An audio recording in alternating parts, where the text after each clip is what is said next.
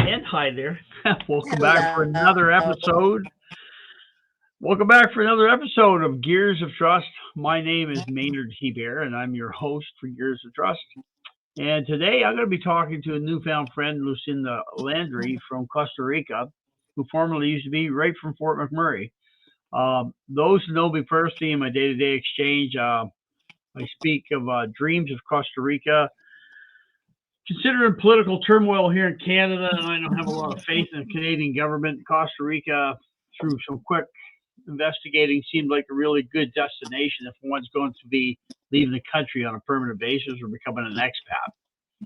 So the best way, in my opinion, to go down that road is someone who has gone down that road to tell me exactly what to do. I got dogs bugging me already at the start of this podcast. Isn't that wonderful? So I got two of them running around me too. Oh, do you? Yeah, I got two. I got a little Shih Tzu and a Bichon, right? So, yeah, high maintenance, just like this. Amazing. So, the really cool thing about Costa Rica to me was a tax reporting and stuff like this. My world's changing from a mechanic in the oil sands to a digital nomad, which I think I'm going to pop some questions in on Lucinda about that she had touched briefly on previous conversations. That being said, the first Canadian expatriate that I have ever met, known, living in Costa Rica is Lucinda. And I'm going to start the episode off with her telling us about herself. So, Lucinda, please take it away. Well, I mean, we don't have to get into too much, but I was born and raised in Nova Scotia and spent the last 25 years or so in Fort McMurray. Lived there with my late husband who passed away in 22. And my late husband and I talked about moving to Costa Rica many times, although he was not as excited about the idea as I was because he loved snow. He loved hockey, he loved skating, he loved snow, and I couldn't get him to consider that. And shortly after he passed, I kind of realized that waiting for retirement, waiting for later, waiting for another day just wasn't guaranteed. And so that's what I did. Oh, so you made that was the motivating factor, right? Yeah, my motivating factor was time is limited.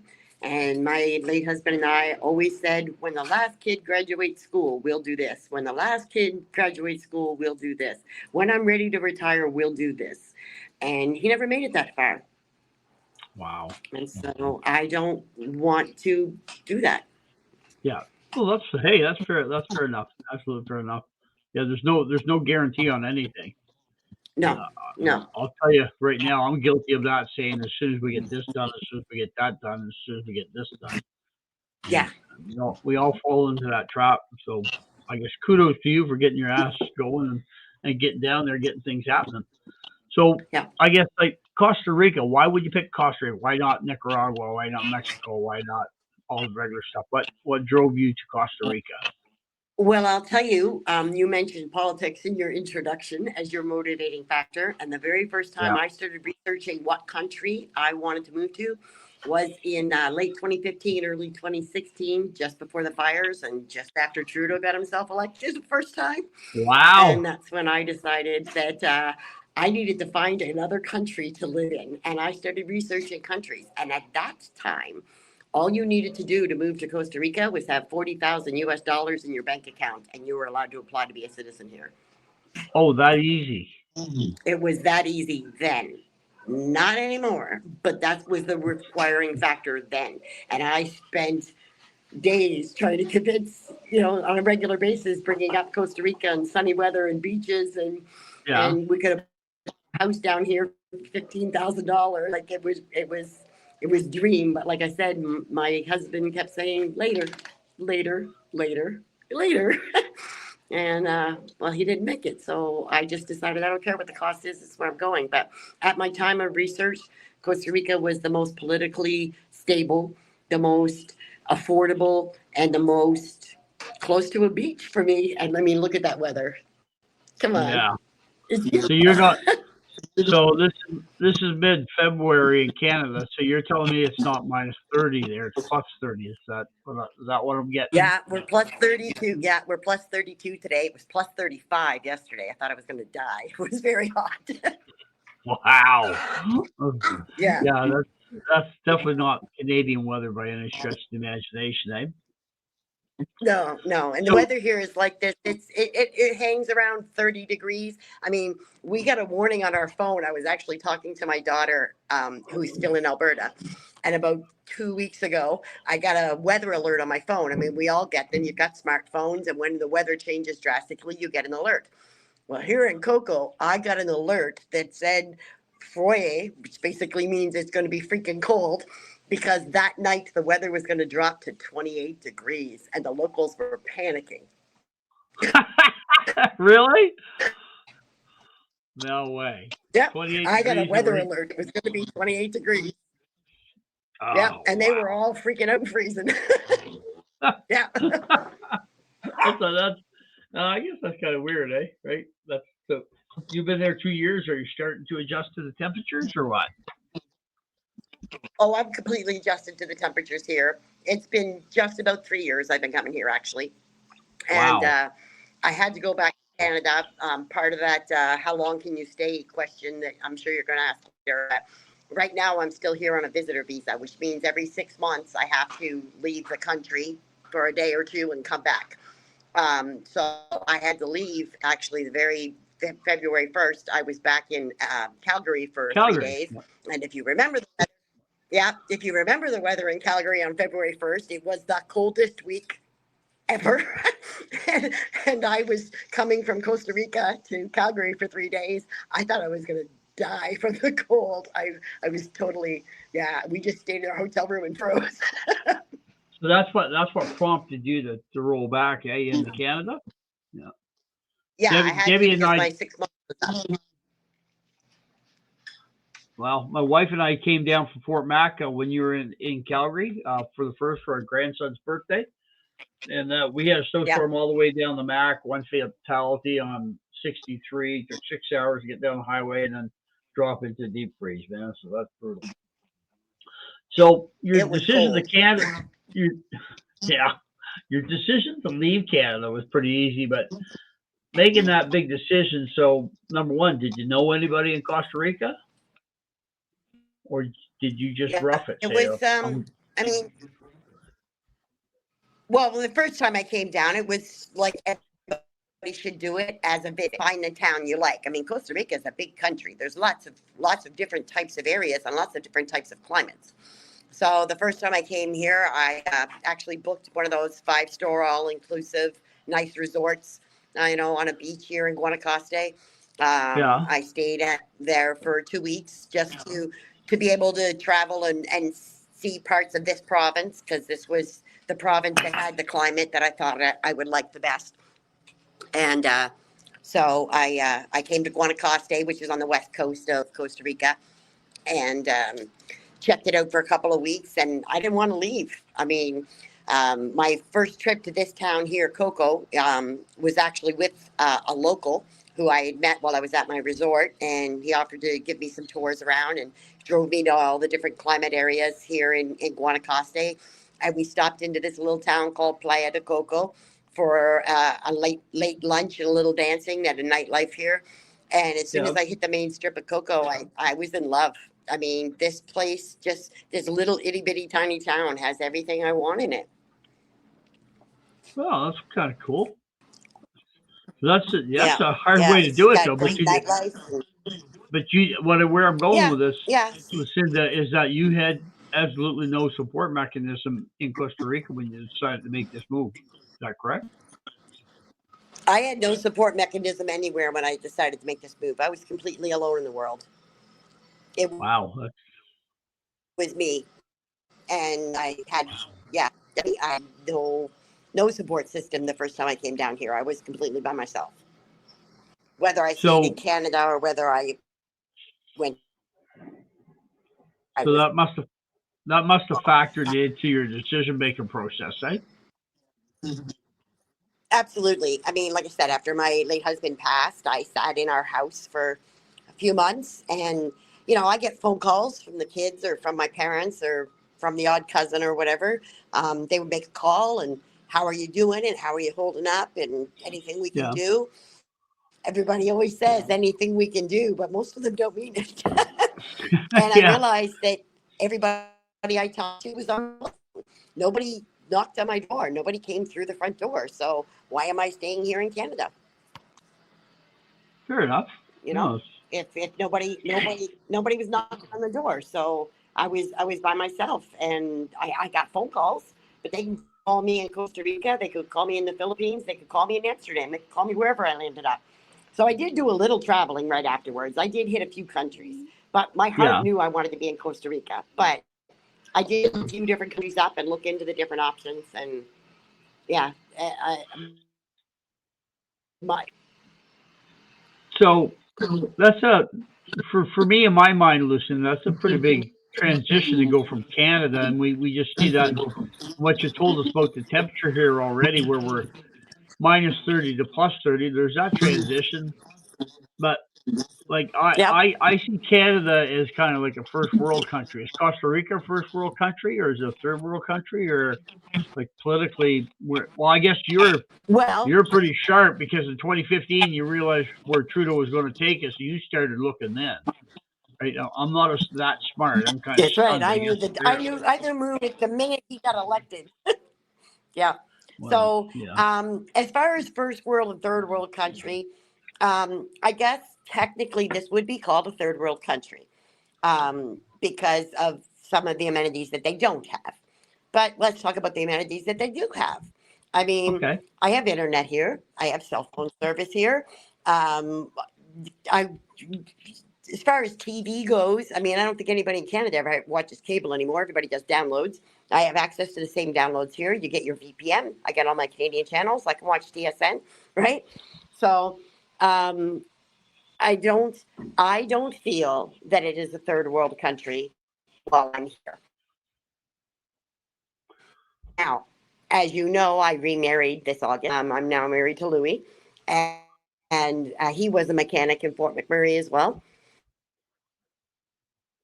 And he came here with me, not having ever seen this place before. He quit his job and sold his house and said, "I love you. I'm marrying you. Let's go." And he Wow. followed me. And when we first, yeah, when we first got here, I had to keep asking him if he still felt like this was a third world country. And Yeah. excuse me, at first there was a lot of things that were very different for him to adjust to. I think the one he still talks about is the water. Trying to have a shower here Why? can be a challenge. Well, Why? hot water is not something. The hot water isn't something the locals want or need. It's 32 degrees here. So when I you turn guess. the water Yeah. on to have a shower, you get water. It's not hot water. It's not cold water. It's water, right? So adjusting to the shower temperatures can be a challenge, and I think that's one that When still bugs him. so Um, when you came back yeah, to Calgary, did you run the shower for 3 days in the hotel room or what? yeah, it was really nice to have a high pressure hot water shower. That was Yeah. nice. I'll admit it. That is probably one of the hardest things to adjust to here is probably the water temperature and the water reliability. We lose water a lot. There's So was been probably in the last 2 or 3 months we've lost water supply maybe 5 times. So twice a month the water is gone and you just have to wait for it to come back. it's municipal water. It is municipal. And in the condo where we live, we're on a very big hill. And so we're up at the top of the city, beautiful views. I mean, this place is gorgeous. Yeah. But the stairs getting to our condo is also like walking 6 stories. It's a lot of Wow. walking. It gets you in shape. But that also means the Wow. water has to come uphill that much. So we don't have a good water pressure here. But I mean, we Uh, have it. You just got to yeah. get used to taking a quicker shower. Fair enough. Is So that's but if you're that's at the bottom of the that's hill, the you third should have world. pretty. if you're at the bottom of the hill, you should have some pretty good pressure, wouldn't it? Well, yeah, Yeah. there are different areas of the town and different areas of the province that you can live in where water might not be the same issue it is where I am. Oh, But that's I good. like this condo. I love this area. So, it's worth it to me. Yeah, I'm not picking apart your choice. I'm trying to learn here, right? That's pretty cool. Yeah, oh yeah, no, ask away. There is in Coco, there's kind of like three distinct neighborhoods. There is the brand new Las Palmas area, which quite honestly, if you walk through it, you'll feel like you're in California. It's all Americans, it's all expats. Condos are Yeah. selling for like $600,000. They're extremely Wow. expensive, and you look like you're in California. You're on a beach. It's beautiful. The weather's nice, but it is very Americanized in that neighborhood. And I choose not to live there because I don't want to live in that kind of neighborhood. Right? If I Yeah. wanted to live in that neighborhood, I would have moved to California. Right? Yeah. Yeah. So, Fair enough. and then there's the local area, where all the locals live and they've been living here for a while. And I guess walking through that neighborhood, you would feel like you're in a third world country. But I've been in many of those houses. I know people who live in that area, and I think it's great. I mean, I don't see a problem with that. Kind of where I am, like I said, it's on the edge of town. It's up high on a hill, and it's kind of a mix of locals and expats. So it's this neighborhood is where the doctors and lawyers who are from Coco live, and then the expats who don't want to live with the expats live. Oh yeah. Yeah. Fair enough. There's not Right? many expats So down there. oh, there are a lot of expats down here. I mean, English is very easily acceptable here. Very easily acceptable. Most of the locals have to learn English because they work in an industry where most of their customers are expats. Yeah. So did you have to go through an immigration process to move there, or you're there on what you said, a visitor's visa, or what's that? Like, Yeah, at the moment, I'm still here on a visitor visa, which means I have to leave every 6 months. Like I'm allowed to come down here when I go through the airport. I, show my passport, tell them the address where I'm staying, and show them that I have a return flight to leave within 6 months, right? And that's how I'm okay. here now. But my lawyer is working on getting me my citizenship here, my residency, so that I can stay here and not have to leave every 6 months, and so that I have access to more municipal services. So PR, or permanent residency status, was that not at one point in time pretty easy to get, or is it very difficult to get now, or what's the drill on Yes, that? it used to be it used to be incredibly easy. When I first did the research back in 2015, you would have had it Yeah. within a few months of landing here if you wanted.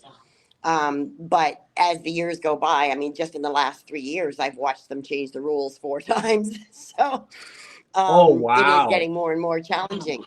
Yeah, yeah, because the locals realize they're starting to get outnumbered with expats, so they're making it harder and harder to be a Oh, I resident here. see.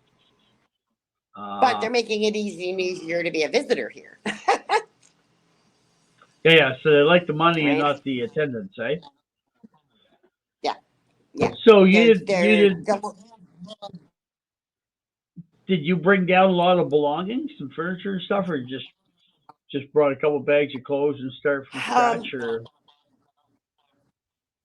um, the the first time I came here, like 2.5 years ago, I brought down. I mean, I would fly back and forth every 2 months, bringing down 4 or 5 more suitcases with me, oh and really? had quite a bit here. Yeah, that's what I was doing. This time round, the airport limited me to 4 suitcases a person. So we're down here with very little, and I still have um, my summer home, my camper in Alberta. So, and that has most of my things you don't need to live, but things you don't want to get rid of, are in Yeah, storage at a campground. And yeah. the idea is to do the same thing eventually. Little by little, get those suitcases down here too. So did you buy property down there, or are you leasing property down there, or are you renting property down there? At the moment, the condo we're in and we're renting. And the only reason we're doing that is we put all of our cash flow into starting the business because when we looked at our options of becoming residencies, running a business was our best option. That way, if we had bought a house, which we could have done, we wouldn't have any income coming in, right? So we used the cash flow that we had to start a business, and that will give us income, and it also will help us get our residency faster. Ah, I see. Do it along that way. So like banking and stuff, like how does that work? Is banking, does that interchange with the Canadian financial system easily, or you've got like a standalone Costa Rica bank with? I have a Costa Rica bank, and which obviously we had to do for our business, right? I still have my Canadian bank. Louis still has his Canadian bank. But the plan is to eventually get rid of the things that need to come out of our Canadian bank account and make them all here to our Costa Rican bank account. So is that going to be little by little we're setting those out? So it really doesn't interchange, eh? Like the Canadian Costa Rica banking systems, like it doesn't. Does it intertwine? The banking system. It's a different type of banking system. It's not interchangeable, but you can still use your bank card down here. Your Canadian bank card still works. Your Visa still works. Your MasterCard still works, right? You can still use your Canadian bank account and live here. You don't need to have a Costa Rican bank account. It's just easier if you plan on doing any purchases down here, because most the places here, they don't, well, I guess more the business than the personal. I mean, when I was down here the first 2 years without running the restaurant, I lived solely off my Canadian bank account. I didn't need a Costa Rican bank account. But once I started the business, then you need a Costa Rican bank account. But see where I'm going with that, Lucinda, is if I was making money in the U.S. doing public speaking stuff, and I had a U.S. bank account, or would I have to create a Costa Rican bank account? And then after that, so let's say I sent my money to Costa Rica, would I be able to spend it easily in Canada? Can you use a Costa Rica card in Canada? Have you ever tried that? I'm pretty sure nobody in Canada would take my Costa Rican currency. Okay, yeah, probably, yeah. Yeah, but the Costa Rican banking system here is very U.S. So my Costa Rican bank card can be used in U.S. dollars. Oh, I see. Yeah. So, down here, when you're talking money, most of the locals, especially in this town in Coco, maybe not so much inland, but here where I said it's a very big expat community, when you're talking to somebody, bargaining prices, you choose at the start of it, are we discussing colones or are we discussing U.S. dollars? Here in Coco, they don't want to hear Canadian dollars. That don't mean nothing to them. It's garbage. They don't want to talk about the Canadian peso? Nope. They have no respect for the Canadian dollar whatsoever. Yeah. They will take U.S. dollars or colones. Yeah, surprise, eh? Wow. Yeah, there could be a guy panhandling on the corner, and I could give him a choice between $100 Canadian bill and a $5 U.S. bill. He will take the $5 U.S. bill. Oh, every time, eh? Every time. Yep, every time. They don't want to see Canadian dollars. It's nothing to them. They can't use it. So culturally, was there a lot of big culture shock in between the two countries for you, or was that a pretty easy transition? Well, I mean, for me, it wasn't a big transition because, like I said, I've always done a lot of traveling. I've been to a lot of countries, and so I very easily want to be part of this culture, right? I'm not doing this to become Canadian in Costa Rica. I'm here because I want to be in Costa Rica. So I think if you approach it that way, like I said, English is very well spoken here, but there are locals who will talk as if they don't understand English, and they'll talk to you in Spanish. And as long as you make some attempt to talk back in Spanish, or at least pull out your Google Translate, you will find out that they will talk to you in English. Well, as long as they're getting an attempt from you. That's better than Quebec. You travel through there, and they just won't talk English. Yeah, that's all you're going to get in that side of Canada. Yeah. Yeah, so that's kudos to Costa Yeah. Rica for No, that here. one. Yeah. As long as you make an attempt, they will also make the attempt. So is the crime Yeah. out of control in Most of Costa the locals Rica? here are really nice. So is the crime out No, of I'll control tell in you, when Costa I was Rica? here 3 years ago, you never heard of crime. And the only crime that would happen is if you were an idiot and you left your wallet on the beach on your towel, it was gone. Yeah. But if you left your wallet on the beach on the towel, it's another expat who took your money, not a local. You know what I mean? The Yeah. locals here have a very strict honesty policy. If you left something out in the open, it might get stolen, but chances are it was from another expat here on vacation, not from a local. However, today I have a new opinion on that one because I have had some locals rip me off very, very badly in the last 7 days. And it's been, oh, well, excuse me, I have a dog trying to escape on the roof. Get back here. Okay. Deal with it. Sorry, my dog is on the roof. Okay,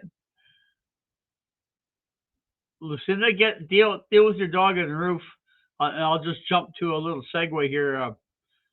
So next week's episode, this episode is going to air in about 4 days. It'll be the 28th, I think, of 28th, 29th of February, or no, 29th this year. Okay, perfect.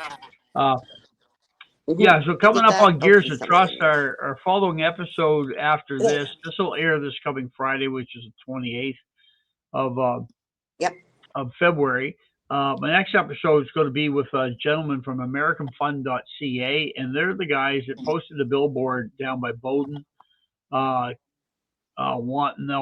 Canada to be the 51st state. So that discussion on that podcast, that's going to be about me advocating for Alberta becoming the 51st state, and they want Canada's 51st state. So this should be a pretty exciting upcoming episode.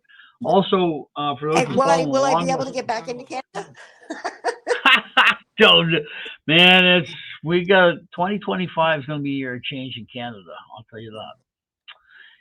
Yeah, it's going to be pretty wild. Because if Alberta becomes the 51st state, I might want to go home. Yeah, it's amazing, eh? It's amazing. The Canadian politics is exactly why, it's sad because I've been 50 years in the workforce. I got grandkids, great grandkids here in this country, and why the fuck am I even thinking about leaving Canada? Ottawa. Yeah, One word, Ottawa. Yeah, it's downright scary. But as I was saying before, my dog tried to escape onto the roof. 3 years ago would never have believed that a local would steal. And as many locals as I've met, 99.9% of them are the most honest people you will ever meet. But I think the American culture has become a little too accepted here for the younger generation. And I find that a lot of the businesses here are now run by expats, and therefore they're being less honest and think they can get away with things that they would never have gotten away with before. Those are the things I wish I'd known. Yeah, we've been talking ahead of this podcast for the listeners, and she's getting screwed over a little bit harder right now on this restaurant, on the startup. Yeah. Startups are so tough in this. I owned a restaurant in Edmonton for 5 years, and startup was a beast on that thing as well too. This the beast. The startup here has been a bigger challenge because I feel like I've had to trust people to translate for me. My Spanish is not perfect. I've got some basics down. I can communicate my essentials, but when it comes to legal contracts and when it comes to making deals with other companies, I've had to rely on people to assist. And I have found out that one of the people that I gave the most trust to really, really, really cost me a lot of money. Yeah, that's just evil. That's pure evil. I think there's moles within every organization. Yeah. Yeah. Yeah, I don't think Yeah. that's a sole proprietorship for Costa Rica. Like those No, people are no, about us. Many a no. times they There's a never lot of expose great people. themselves. Yeah. Yeah, Yeah. There's a lot of great people here, but I'm, I hate to say this because it hurts me to the core of my bone.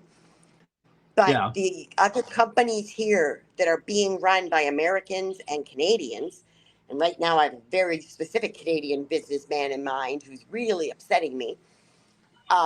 They're the ones that are not trustworthy. Do not do business with a Canadian or an American in Costa Rica because they're out for themselves and taking advantage of every opportunity they can. And I'm a Canadian, I'm here and I run a business, but I'm telling you, they're the ones that have been burning me and hurting me the most. so they like to exploit, eh? They're exploiting everyone they can down here, and the Americans taking over down here. It's very frustrating. And like I said, Wow.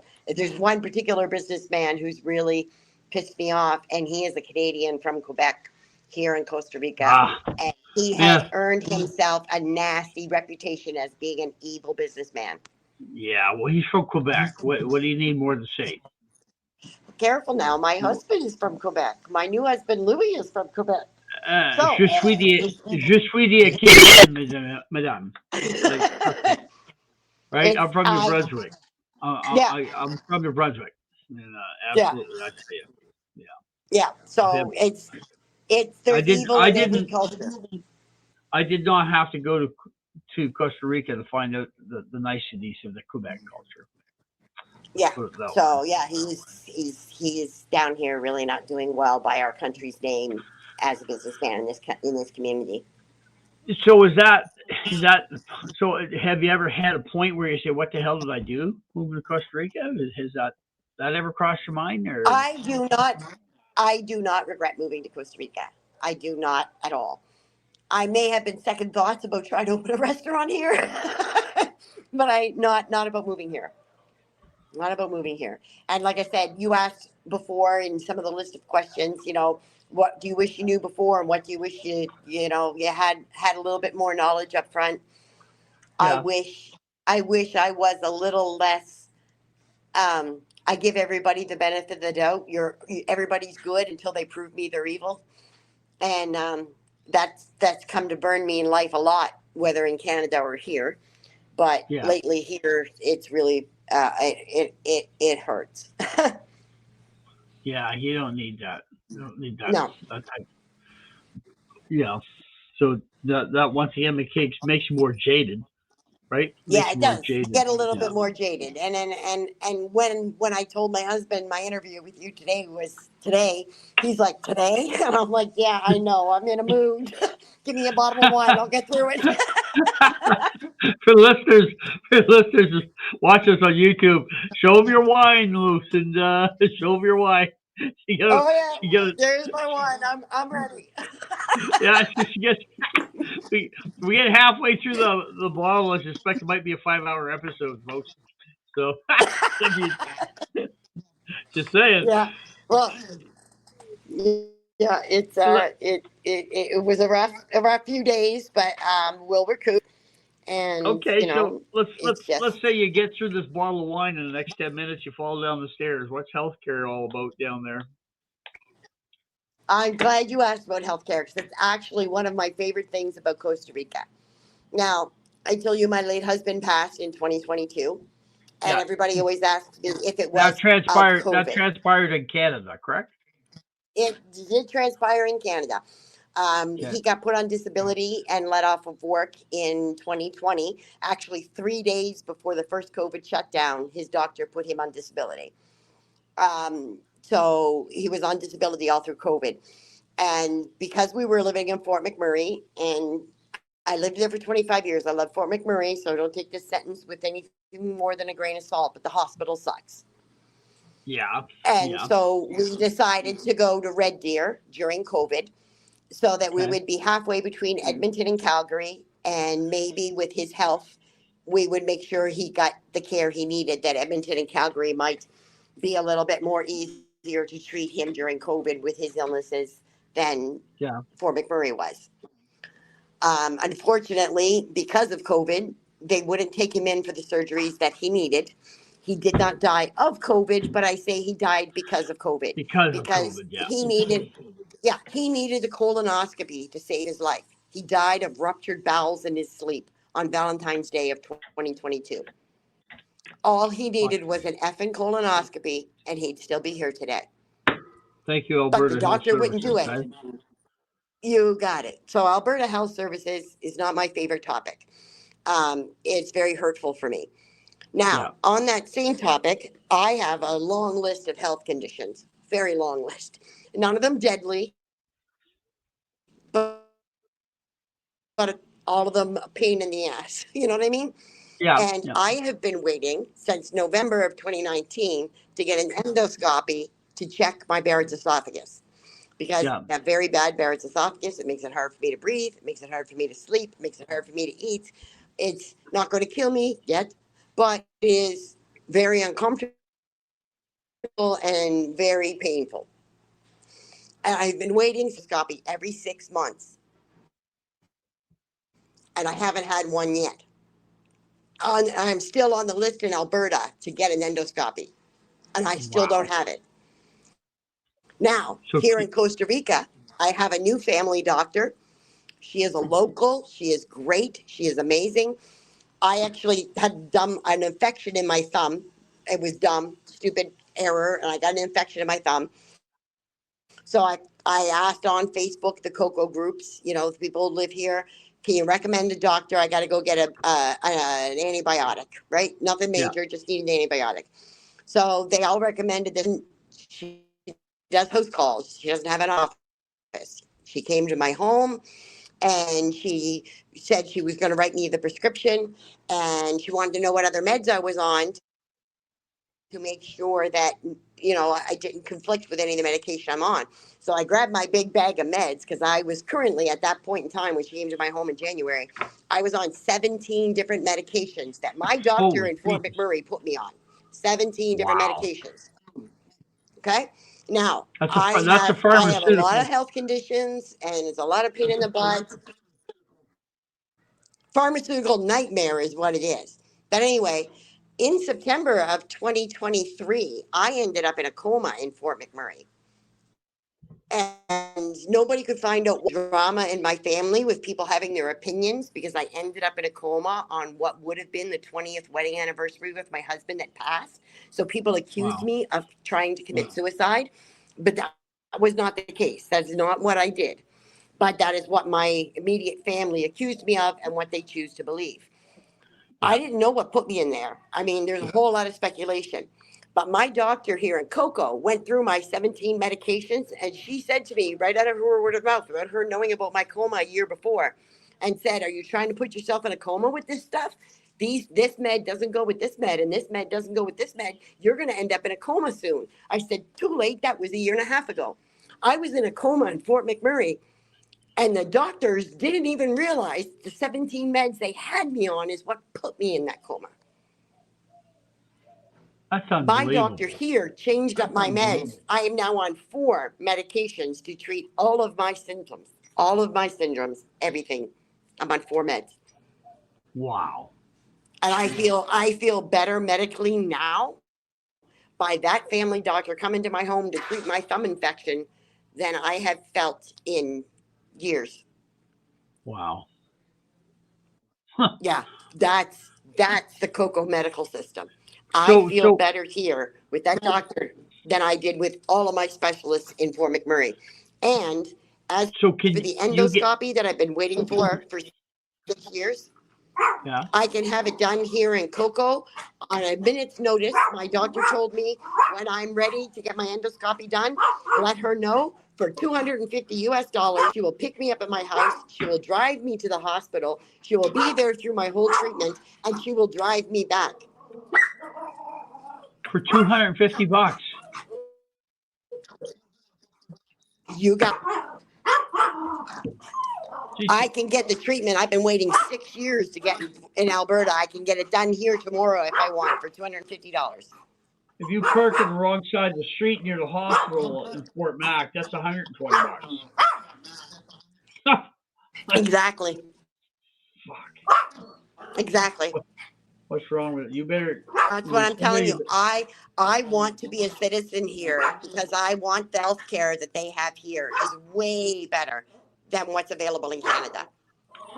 But you don't have that at disposal as an expat, eh? Grab the dogs. All good. Grab As the an dogs. expat, as an expat, I can use the private healthcare system here, which means Yeah. you pay for it as you use it. And I the pay for it is the $250. Right? That's the private healthcare. I paid $75 for her to come to my house and write me a prescription. I paid $25 to fill the prescription, and I would pay $250 to go have an endoscopy. Wow. And that's the private healthcare here available as an expat. You pay out of pocket. But if I become a citizen, I would have all of that at no charge. Is there not a monthly? I think I saw online you can get monthly health plans too for Costa Rica, though, right? So if I'm a Canadian, there is. that's Yes, kind of like a but blue. and I do have for most of the last 3 years. I had my private traveling plan that you get through Blue Cross, which costs a lot of money. But it only covers accidents down here. It won't cover my thumb infection. It won't cover my endoscopy. It won't cover my prescription here. It only cover emergencies here if I break a leg or break an arm or fall down the stairs, right? So just emergency medical care. That's right. So if you're here, you can buy emergency medical care, or you can just pay for the private medical care if you need it. So what if you need something major? So I'm a heart attack survivor. So let's say I have a recurrence down there. So now if I can jump on my chest, crack my ribs, so I can jack me up my jugs and put a stent in, whatever they're gonna do to keep me going. Like, so I don't know what the like cost of that would be, but I don't know what the cost of that would be privately. But I know if you got your citizenship, you would be covered. But I do know that if you have Blue Cross travel insurance, it wouldn't be covered. Yeah, no kidding, eh? So, that being said, let's go to citizenship. You were talking things like digital nomad visas and this type of visa, that type of visa. Yeah. So, are those just like visas for temporary residents, but they're not visas for becoming a citizen, eh? So, if you want to become a permanent residency here, it is a long process now. It takes, first you have to apply for your residency card, which is like temporary. And it takes about a year under different circumstances to get that card. And once you have that card for 12 months and you're a good citizen and you don't break the law, blah, blah, blah, then you get to apply for your permanent residency. So it can take 2 to 3 years to get your residency here, depending on which avenue you choose to do it. And like I said, over the last 3 years, they've changed the rules at least 4 times. They keep changing them. It's not as easy as it was in 2015. And it's not as easy now as it was when I got here in 2022. But it's still easier than most countries. Yeah. So immigration lawyers must be just having a field day with us, I suspect, huh? Oh my God, yeah. Immigration lawyers down here, they're cleaning house. They're cleaning house because everybody's got one. What does that cost to get them engaged? The lawyer fees here are actually fairly reasonable. I mean, I have a lawyer here that I've been using to help with my residency paperwork, as well as starting up my business. I would say since we arrived here in September till now, and keeping in mind that I've used her for a lot of business things and for employee paperwork, contracts and leases, a lot of different things I've used her for. And I've probably spent about $4,000 or $5,000 US with her over 6 months. Oh, really? Yeah. Oh. Yeah. So that's normal. That's not excessive. That's not excessive. No, it's not excessive.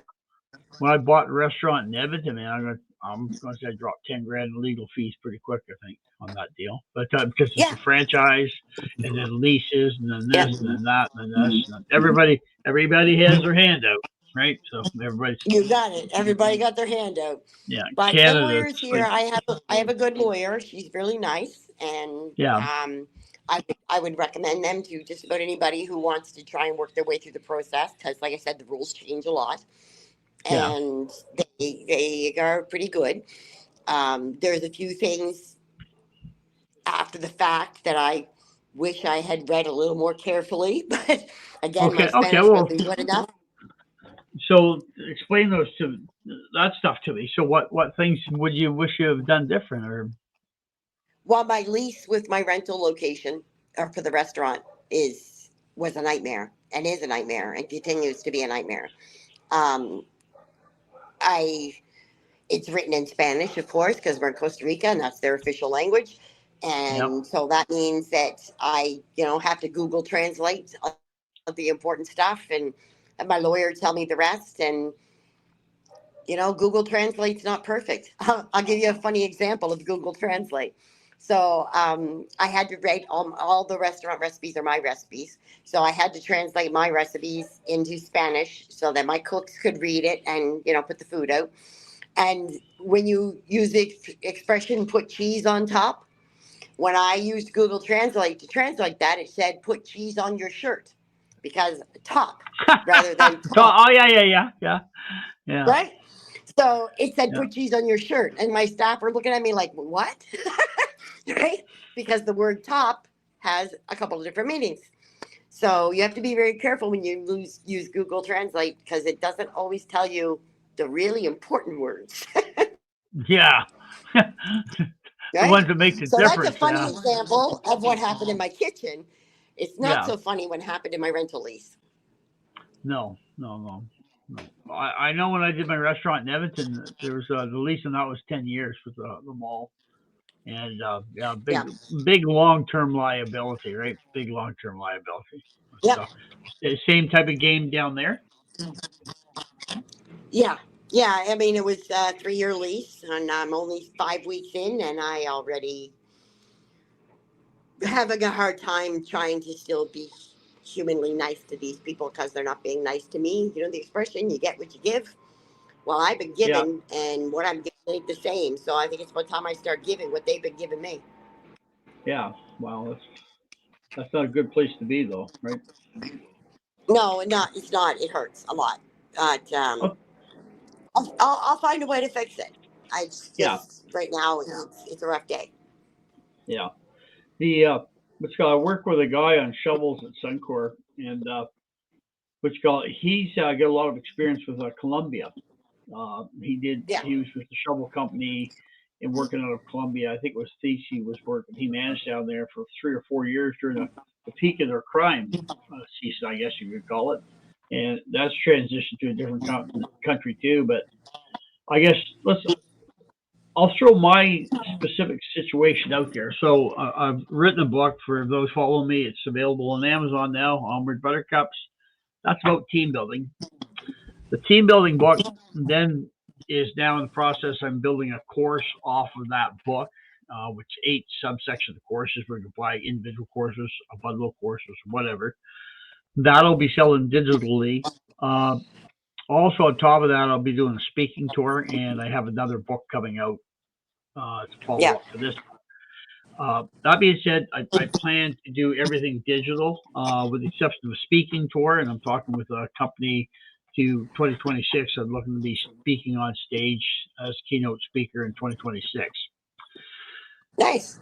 Would it be an advantage to me to be a PR for Costa Rica and then like the digital nomad visa? How would that work within my game Well, plan? at the moment, to be a digital nomad in Costa Rica, you need to show that for the previous 24 months in your Two bank years. account, yep, that you have 5,000 a month of secure income, so that you're not because once you become a permanent resident, they don't want you to be a burden on their system, right? Oh, yeah, fair enough. So yeah, exactly. And Canada should do the same, for crying out loud.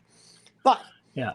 if you're here and you want to be a permanent resident, you have to prove that you are not going to become a burden on the system and that you have reliable income. The 2 most common ways for that down here is through investment. Currently, the investment amount is 150,000 US dollars. So if you invest 150,000 US dollars, into the community, whether that's by buying a house or starting a business or whatever, that will get your permanent residency started. Or as a digital nomad, having 5,000 a month guaranteed income for the last 2 years, that will get you started. The other one is retirement, which is what most of the expats that are here in that little area that I told you about. If you have an American 15, I think it's 1,500 US a month retirement income, whether that's from your RSPs or from, in the States, they got their 501ks or whatever. If the government is giving you guaranteed income or your retirement plan from a business or whatever, and you can show you have 1,500 US a month guaranteed income as a retiree, that can start your process as well. And then, of course, the other one is marry a local. Marry a local, eh? Yeah. Those are the four most common ways to get your residency here. Yeah. So, so East Canadians are solely relying on a Canadian pension plan. That's not going to work for your people. No, I mean, I get a CPP for my late husband, but it ain't even half of what's required to be a retiree here. Yeah, it's amazing. In Canada, we get screwed so hard, so many ways. It's just pathetic. Yeah. I mean, even a third world country knows you need more than that to live off of, but in Canada, it's supposed to be enough. Yeah. Wow, isn't that amazing? Yeah, a third world country knows you can't live here on less than 1,500 US a month, but Canada pays its senior citizens less than that.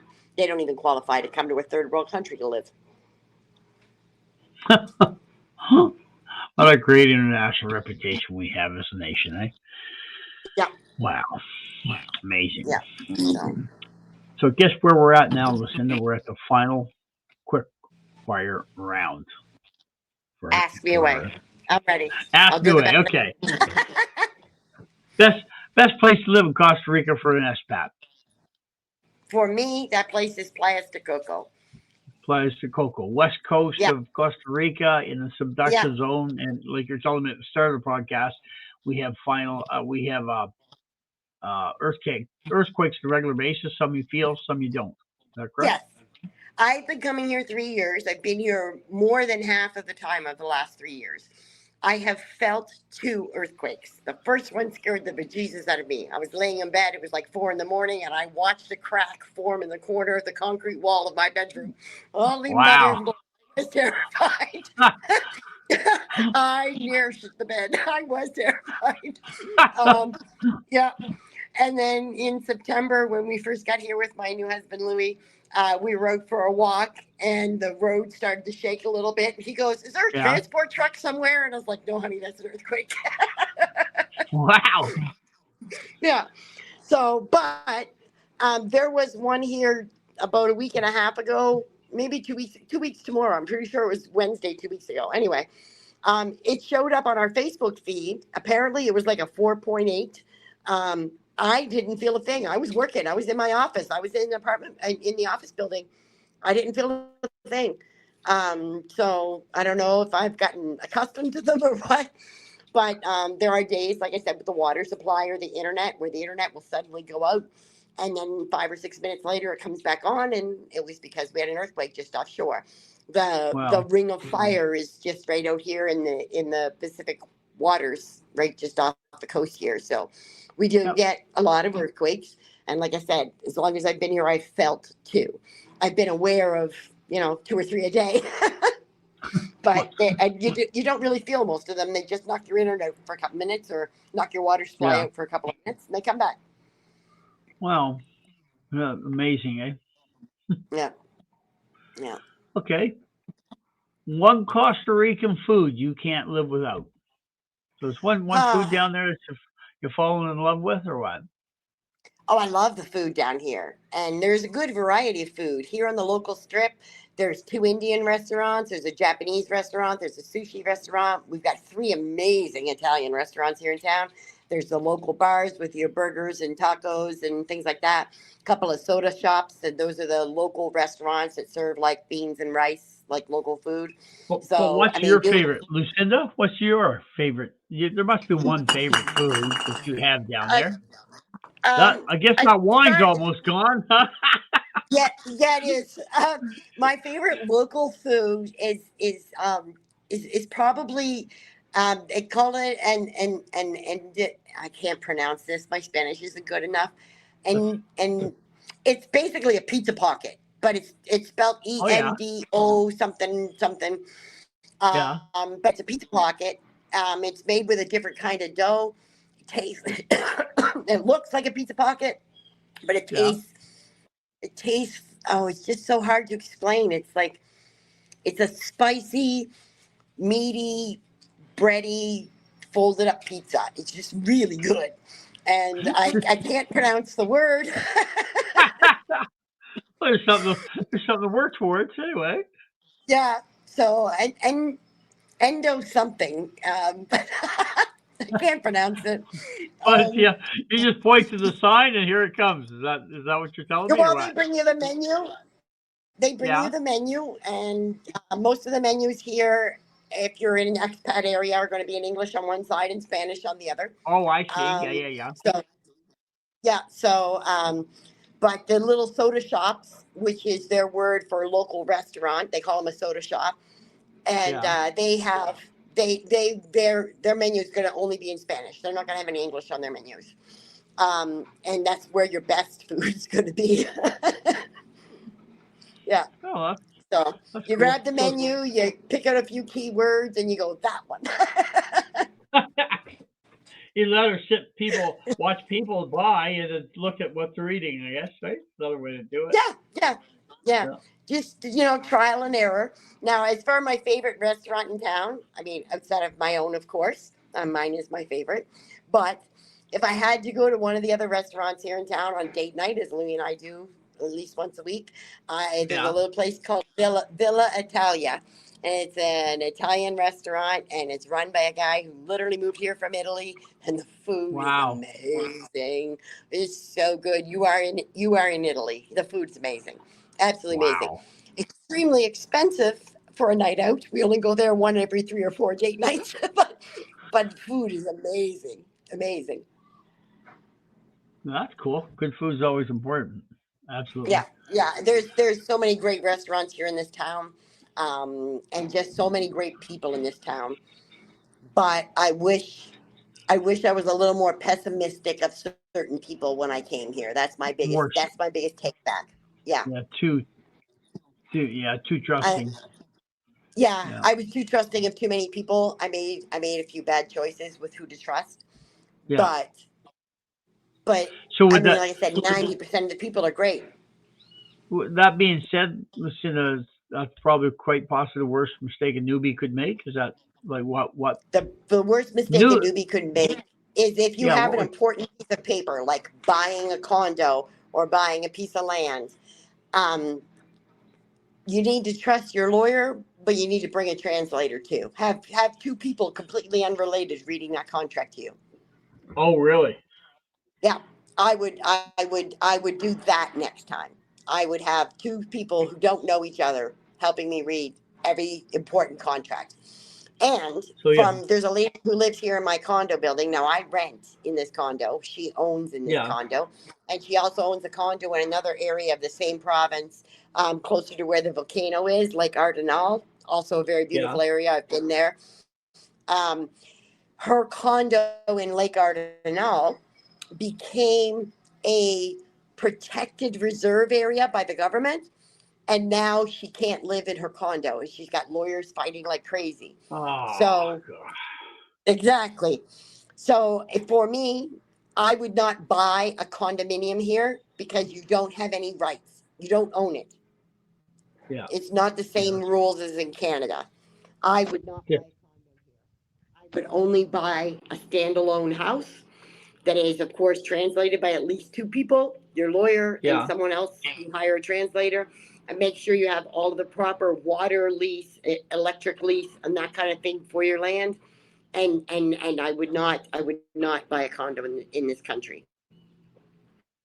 Okay, well, that's a good tip. So, is there anything you miss about Canada? My family. I do. I miss my family. I don't see them enough. But Yeah. like I said, when I was living in Red Deer after my husband died, I didn't see them then either. So I could still be sitting in Red Deer and talk to them on the phone or via Facebook, or I could be here and talk to them on the phone via Facebook. And so Yeah. I choose to be here. Yeah. Yeah, I don't think, I mean, there's some shopping things that I miss, a few little things. For those of people who live on Amazon, Amazon is really expensive to get delivered here. I mean, really expensive. It's going to cost you a lot more than you think it will to get it here. And Yeah. I'm still waiting on 2 different parcels that I paid a fortune to have delivered here, and I still don't have them yet. So, and DHL, there's the other one. If you're going to ship anything, use DHL. Don't use Amazon. Don't use anyone else. Ship it DHL. It's the only way you're going to really get it. Wow. Okay. That's a really good, really good tip. Yeah. So if you ship anything in Costa Rica, DHL is the way to go. Amazon really doesn't exist. It's not economically viable, huh? No, it's not. Okay, cool. Yeah. If Wow. you had an address in the States, ship it there, pick it up when you fly up, and bring it back in your suitcase. Yeah, fair enough. Right? Cool. Yeah, Wow, I that's get my advice. wow, that's pretty cool, Lucinda. Thank you very much, man. So that answered just about most of my questions that I had on Costa Rica. No problem. Where My my list? pleasure. I do love it here. It's just sometimes a pain in the ass. Yeah, I don't think anywhere in life is like that. So everything's got Exactly. pros and its cons, right? So Yep. people Yep. I've been taken by people in Canada. I'm pretty sure I'll get Oh, taken yes. next place to live too. So that's just There you go. yeah. There you go. Good tip of watching out for those Quebec businessmen in Costa Rica, though. I watch out for Quebec Absolutely. businessmen in Canada, right? All right, so for my listeners, if you're thinking of expat out of Canada, there's one option open to you. Costa Rica. If you want any more information, get a hold of me and I'll touch base with Lucinda. And maybe that'll give you a little bit of an inside line if you want to move that way. Lucinda, thank you so much. No problem. Upcoming episodes for my followers. What's called big one coming up here with the talk about 51st state or for the country or 51st state for the province, right? So that's going to be a political hot potato. I promise you that. Guest that I'm looking to get onto the show coming up. I've talked to the gentleman already who got his wiener frozen to the ice outside of EVP in Eagle Ridge and made it to TMZ. Yeah, that's a funny story. He's not going to give me anything until he's all done with the charges from that night of partying. But live and learn. What's called my book's now available through Amazon, Kindle. I don't have an Audible version yet. So that's Onward Buttercups. Watch for that come through. Next phase will be the courses on that. And followers, I've got 1,400 on YouTube now, 2,300 TikTok, and we're talking in the thousands now. Moving on Instagram. So thank you for the support. Only started in November. So yeah, it's been a rather quick, accelerated growth that I didn't really expect. Once again, thank you very much. Lucinda, don't go away. We're going to download this once we hang up the recording here, and we'll have some more chit chat. Thanks again for tuning in for Gears of Trust. Once again, my name is Maynard Hebert, right? So if you know of anybody that's got a unique story or would like to be on the podcast, reach out to me on Facebook. I'm really easy to get a hold of. Thanks a lot for tuning in. We'll see you probably next week. Bye-bye.